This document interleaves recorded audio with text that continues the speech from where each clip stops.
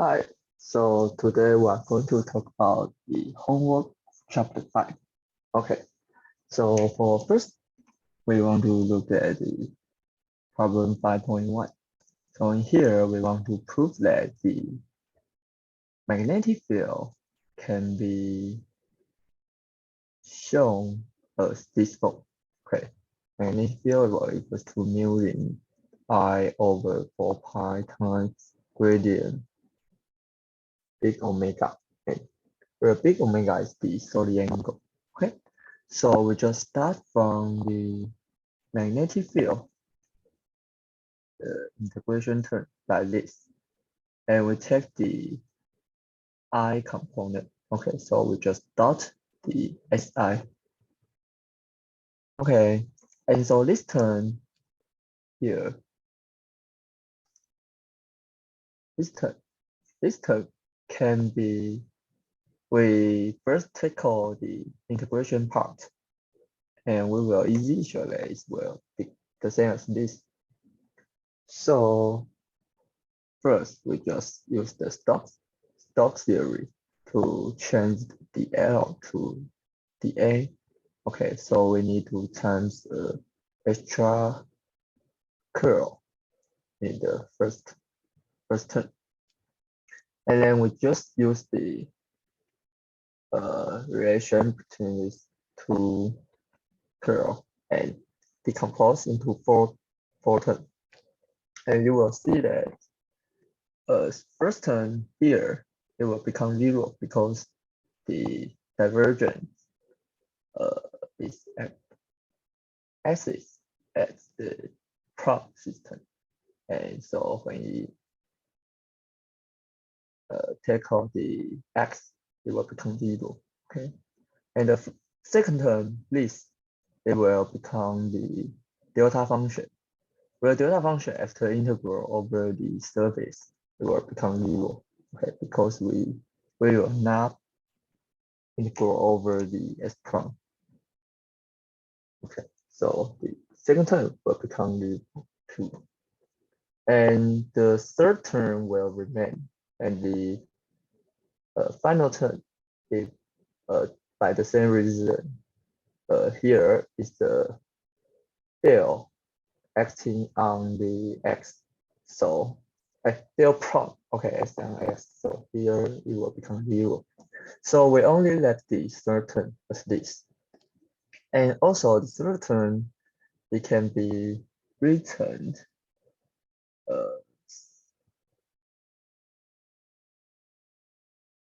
is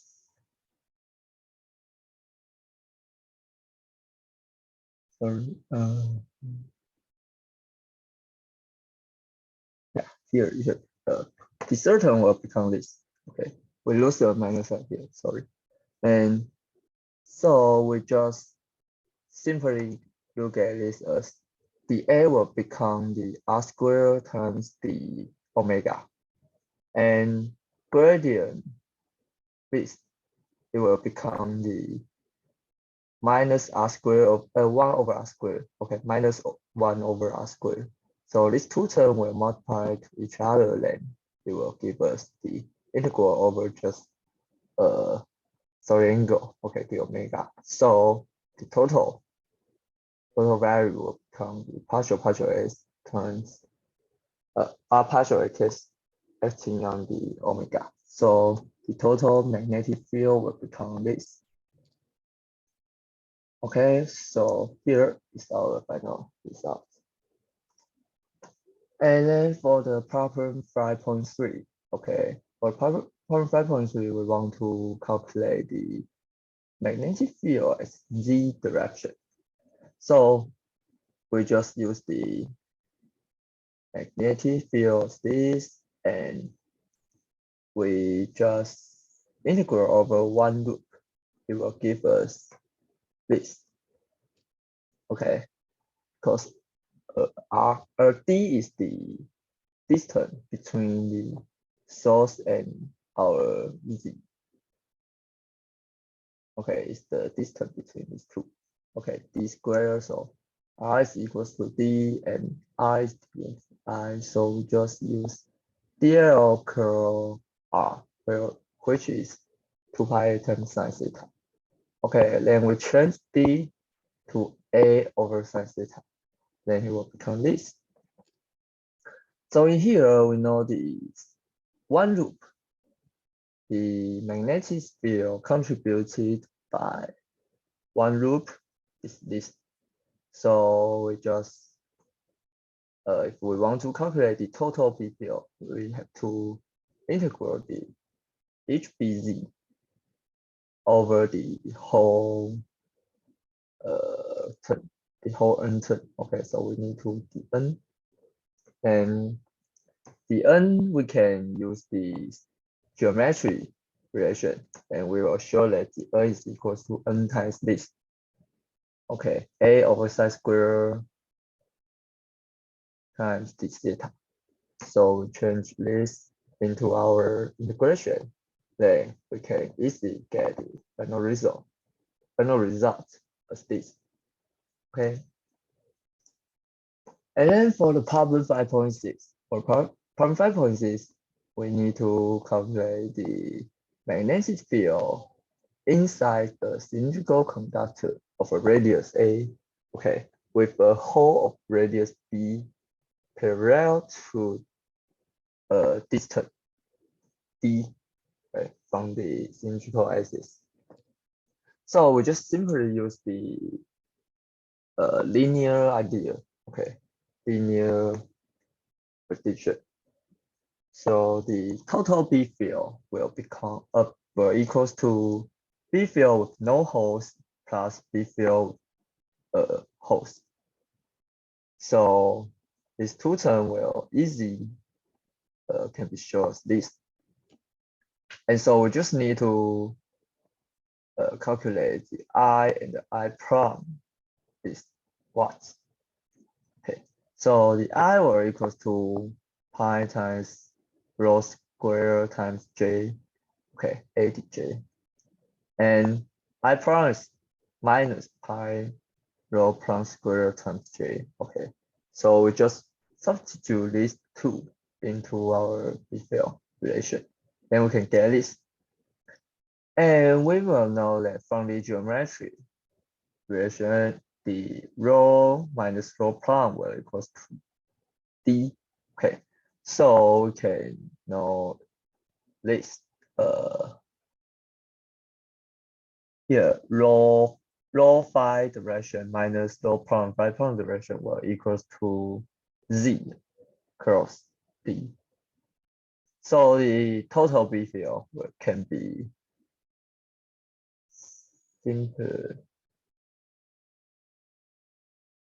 simplified as this. Okay, so in here we just need to calculate the J, and we can get the result. And J can be easily shown that it will become I over pi times A square minus B square. Okay, the total current over the total area where current comes to. And so the total magnetic field can be written as this form.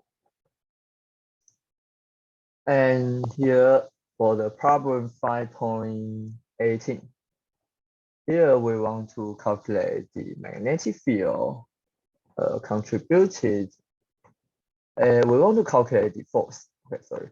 We want to calculate the force on the loop when the plane of loop is parallel to the face of a slab. Okay, so from the result of problem 5.17, the I prime can be written as this form. Okay, so by this we can show that the J theta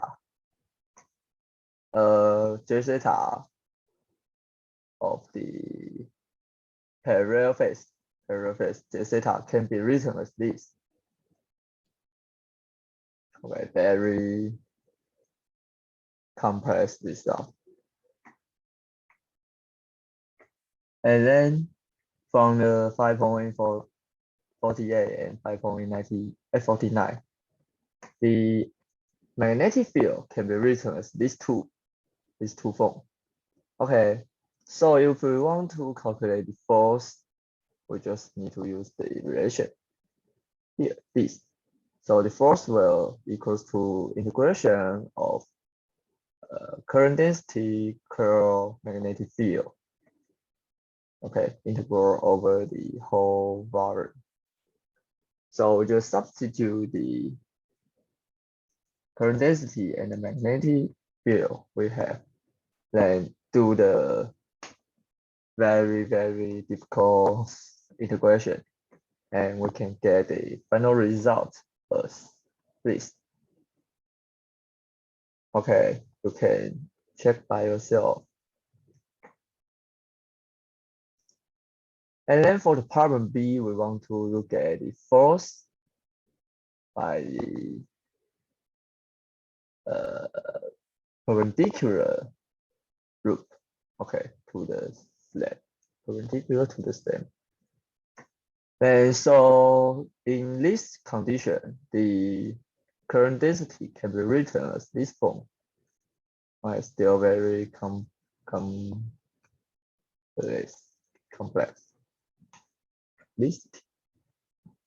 Sorry. And so the magnetic field can be derived by these two, where A is equals to the general form. Okay. So the same, we want to calculate the force, then we just use the relation force is equal to current density curl magnetic field over the whole volume. And the same, put of this relation into the integration. Then we can get the result by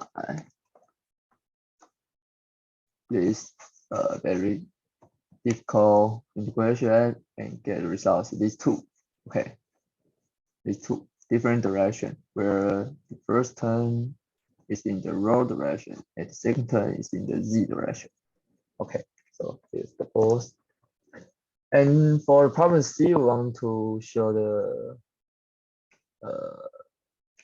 situation that we limited the distance D is very bigger than A. Okay, so in here, at this condition, we know that the force should be dominated by the L equals to 0 term, okay, which is the lowest term. Then we use this result and we can find that the force will equals to this. And we know that P1 of X is equals to X. So in here, we can just simply open it. And the P1 with upper index 1 will equals of cosine. Okay, P1 of upper integral cosine will get the sine theta. So in here, we can know that P1 of this can be written as this term. So the same, we just take off this just numerical calculation, then we can get the final result as this force. And for the part B, okay, so we can use this limitation, then we can get the force should be equals to 0. Okay. And then for the final problem, 5.19. In here, we want to calculate the H field and the B field. Okay, inside and outside the cylinder.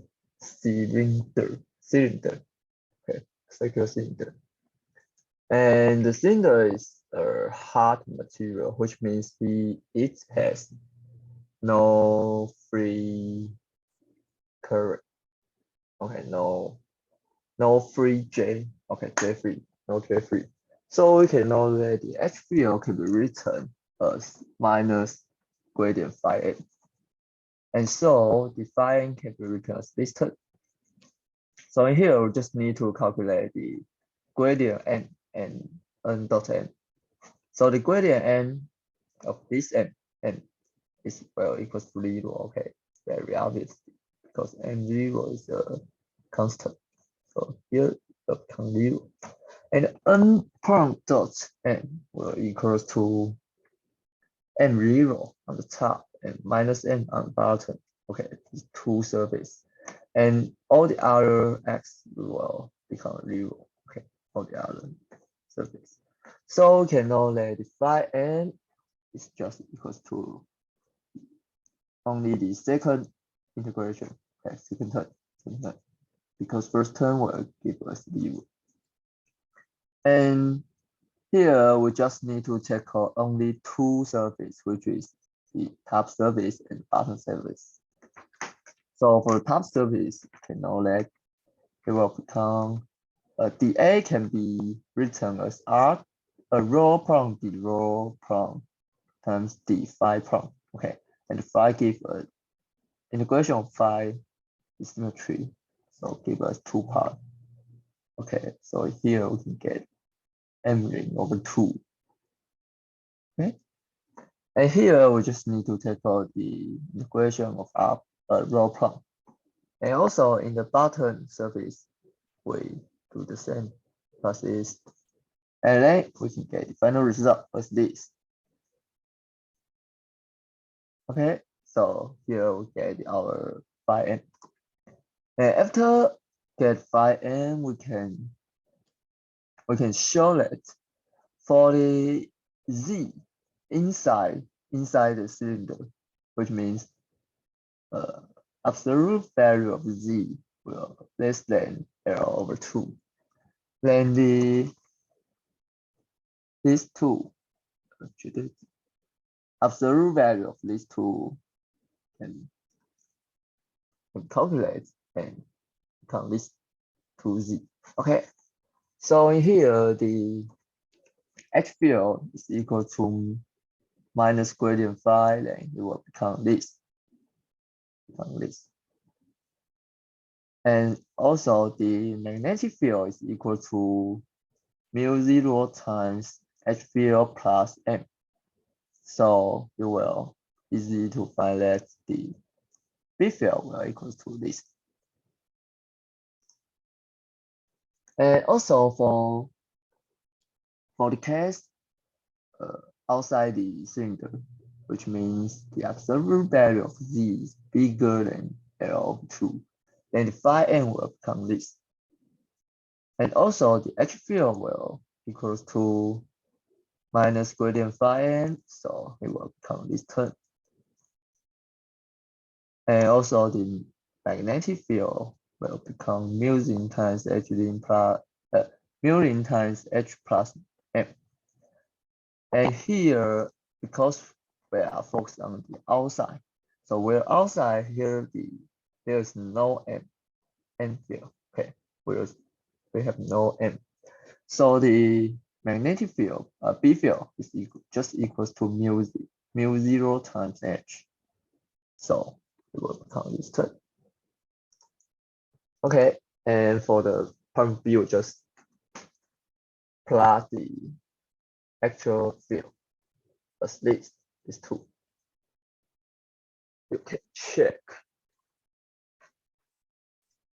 And so here is all of our today's problem. Okay, thank you.